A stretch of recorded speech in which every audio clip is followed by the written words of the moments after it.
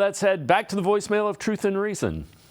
Hey guys, Dan in Maryland again. I know with Winston we can all cherry pick whatever stats we want, support whatever argument we're trying to make, but the numbers that I keyed on were his 10 starts with New Orleans during his 4 years with the Saints. And in those 10 starts, he had a 6-4 record, over 2,000 yards passing, 61% completion percentage, 18 touchdowns, 8 interceptions, added another 180 yards on the ground as well as a touchdown. If he's able to perform to that level, we need him to play for several games in a row. We'd all be thrilled. Anybody would be thrilled with those kinds of numbers from their backup quarterback. And with regard to Tyler Huntley, I think a lot of people are really overthinking this one. I have no doubt that my fellow Harvard alum, Andrew Berry, all he did here was just being a typical opportunistic self. Saw a quality backup quarterback available for probably somewhere around the league minimum who, for whatever reason, wasn't drawing much interest from other teams, and he decided to jump on him and grab him. What this means for the 53-man roster come late August, we've got plenty of time to worry about that. Anyhow, keep up the good work. Go Browns.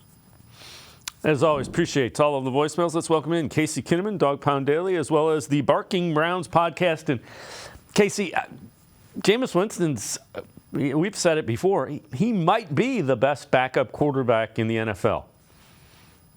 Yeah, if you look around the league at backup quarterbacks, I would be hard-pressed to find someone with better skills and abilities as a backup quarterback than Jameis Winston. Last year when we were going through our quarterback Armageddon during the season, he was a guy I was interested in trading for, So to get him to come in, be a sounding board, have that experience, he's a guy that you don't have to get ready for the game. He will be ready. So if something were to happen, he could step in at a moment's notice, and your skill level doesn't drop off as much as it does with most of these quarterbacks around the league.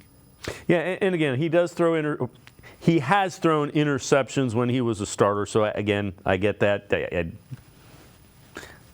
Don't email me that. I know that. I know Jameis Winston. The one thing is, we've talked about it, Kevin Stefanski seems to get a lot out of guys like Jameis Winston. So I'm curious if they have to go to him. We'll see.